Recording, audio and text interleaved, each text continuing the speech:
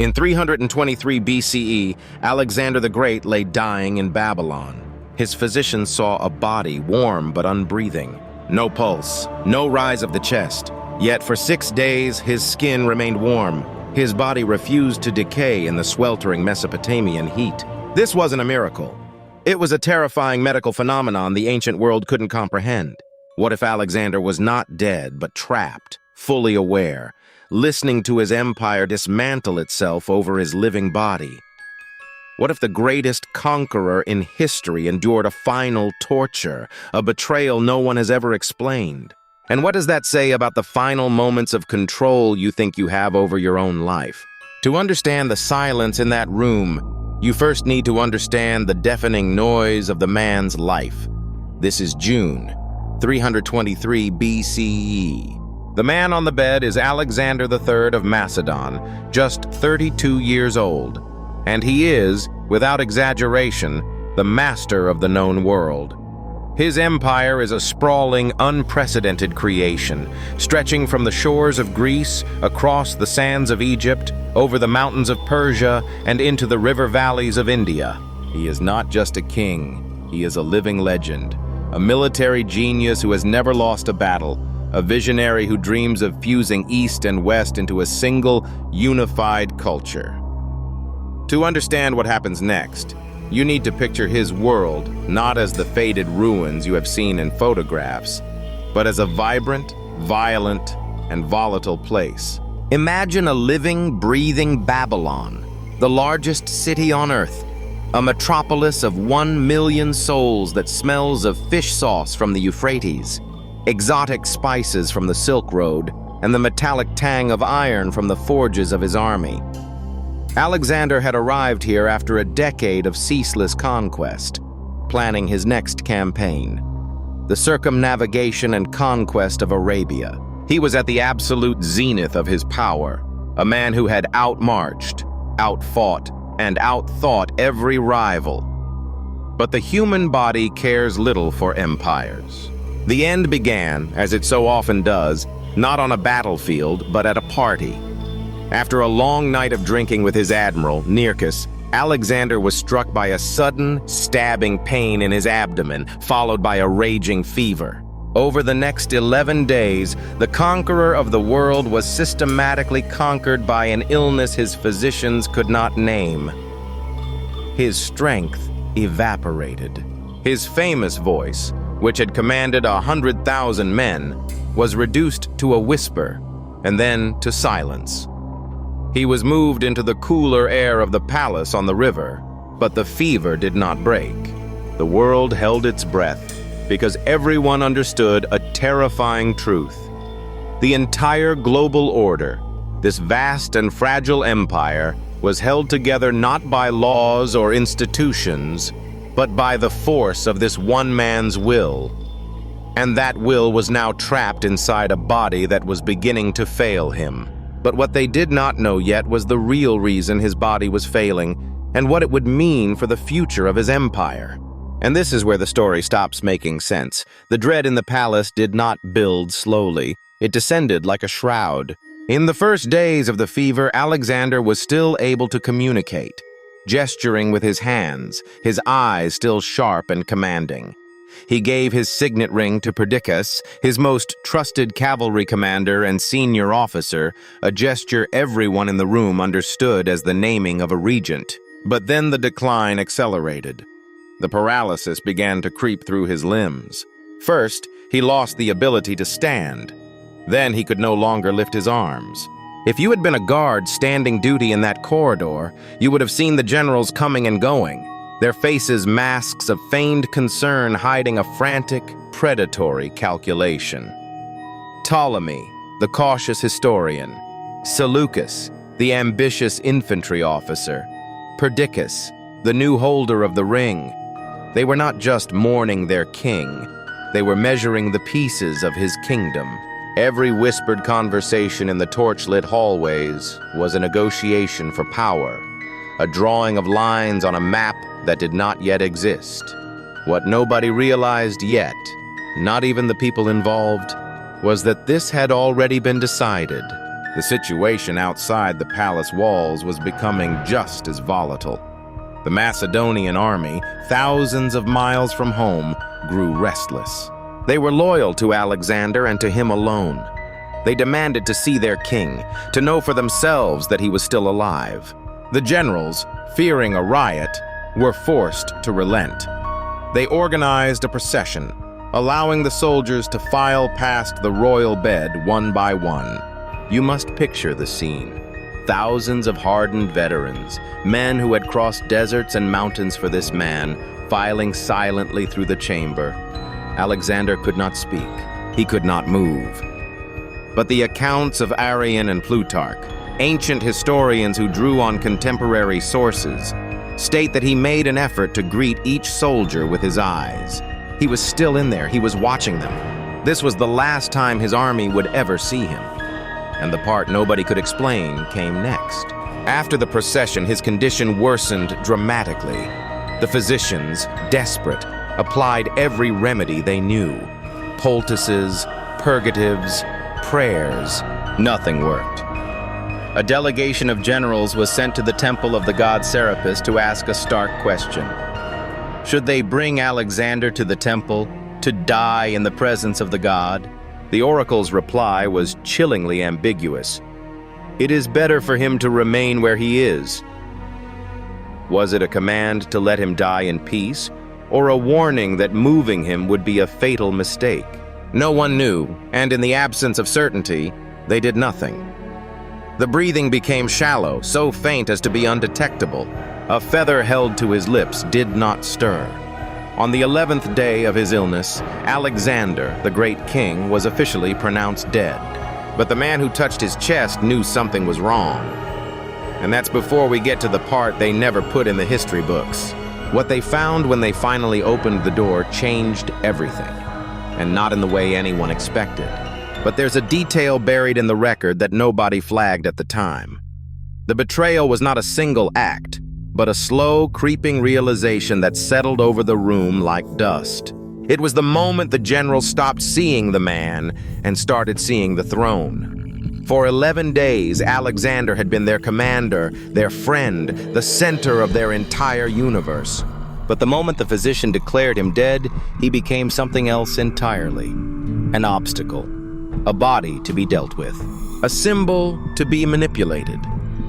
Imagine the horror of that transition from Alexander's perspective if he was indeed conscious. Think about the person in the world you trust the most, the one you have shared your greatest triumphs and darkest fears with.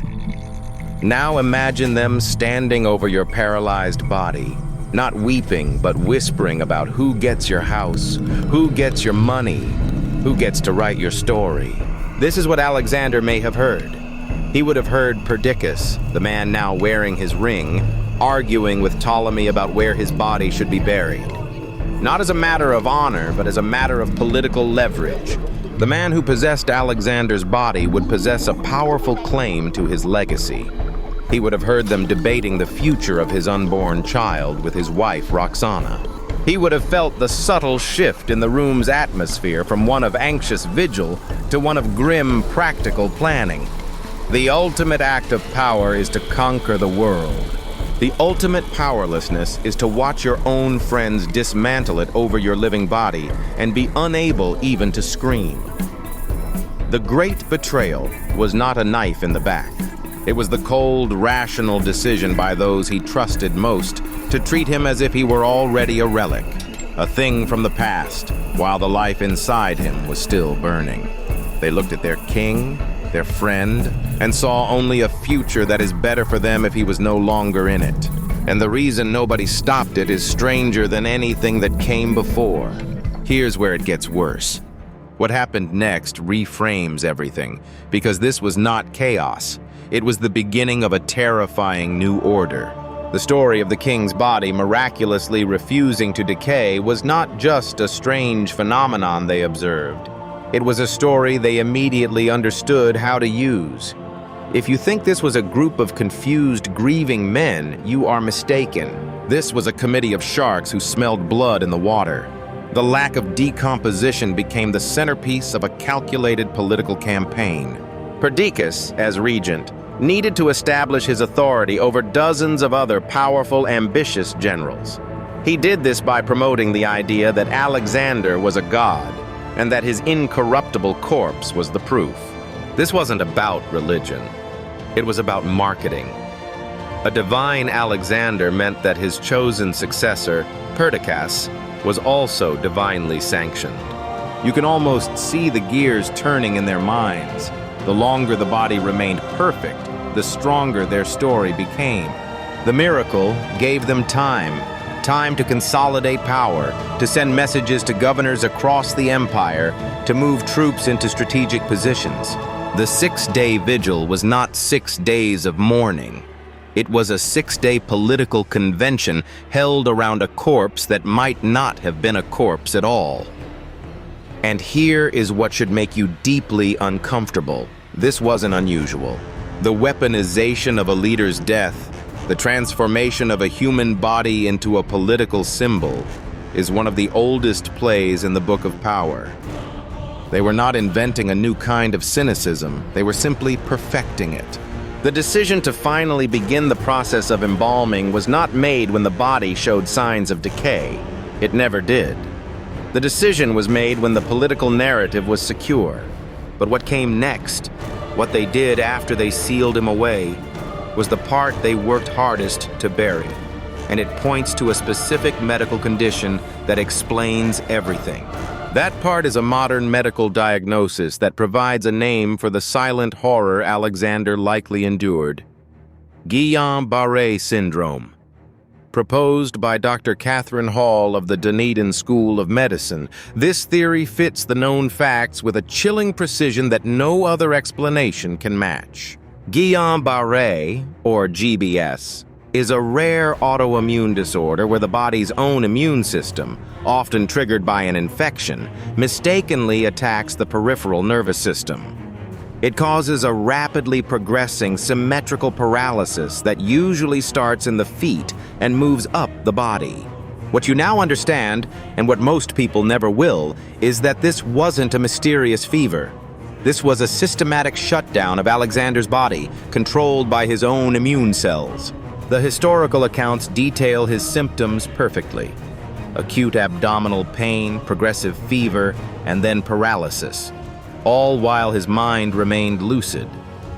Critically, GBS can lead to a near-total paralysis of the voluntary muscles, including the intercostal muscles that control breathing. His breathing would have become so incredibly shallow, so minimal, that to any observer in the ancient world, it would have appeared to have stopped completely.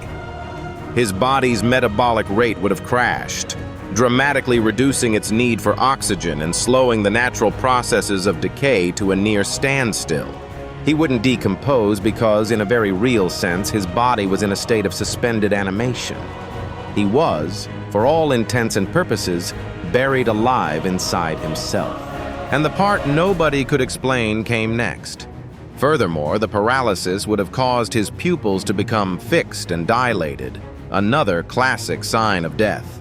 The real systemic truth here is not just the medical tragedy, it is the collision of that tragedy with the brutal mechanics of power.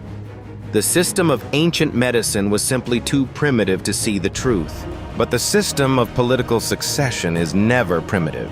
It is a machine that demands clarity, that cannot tolerate a vacuum. An ailing king is a point of weakness. A dead king is a point of transition. The machine requires a declaration, and so the declaration was made. The horror is not that they were wrong. The horror is that the system of power has no mechanism for being wrong. It moves forward relentlessly, and it leaves the truth and the man behind. This is not an ancient story. This is the blueprint for how power protects itself from inconvenient realities. So why did the most famous man in the world lie dead for 6 days without showing a single sign of decay? The answer to the question you've been sitting with this entire video is this: he was not dead. The miracle of his incorruptibility was the final, protracted torture of his life. He was a prisoner in the catacomb of his own skeleton, suffering from a neurological syndrome that no one around him could have possibly identified. He was almost certainly conscious, or at least drifting in and out of a state of awareness, as he listened to his empire being fractured by the very men he had led to glory. He would have heard the squabbling, the plotting, the cold-blooded calculus of their ambition. He may have been aware when the Egyptian embalmers finally arrived, their hands holding the tools they would use to hollow out his body and prepare it for its long journey. The historical accounts say they filled his body with spices and myrrh, a process that would have been excruciating if he was capable of feeling pain. The greatest conqueror in human history did not die on a battlefield, struck down by a worthy foe. He died silently, slowly, over days, in a room full of friends who had already moved on. He was not a god defying death. He was a man being entombed by his own legend, his final screams trapped behind a wall of paralyzed flesh. We are back in that bedchamber in Babylon. The air is still heavy with myrrh and fear, but now you know the truth behind the warmth of his skin. It was not a divine sign. It was the last faint signal of a life that the world had already decided was over. That neurological condition, Guillain-Barré syndrome, still exists today, and it is still terrifying. But the other system, the system of political opportunism that surrounded his bed, that has never gone away. Every time a leader falls, every time a power vacuum opens, the same frantic, hungry whispers begin in the corridors of power. The machine of succession is always waiting, its gears oiled and ready. You will, at some point in your own life, feel unheard. You will have a vital truth trapped inside you that you cannot articulate, a reality that no one else seems to see or acknowledge. When that happens, remember Alexander? Remember that the most powerful man on earth, a man whose voice could command armies and build cities, was rendered completely silent at the most critical moment of his life. And ask yourself, if the world refused to listen to him, what makes you so sure it will listen to you? Subscribe, because the next one is worse.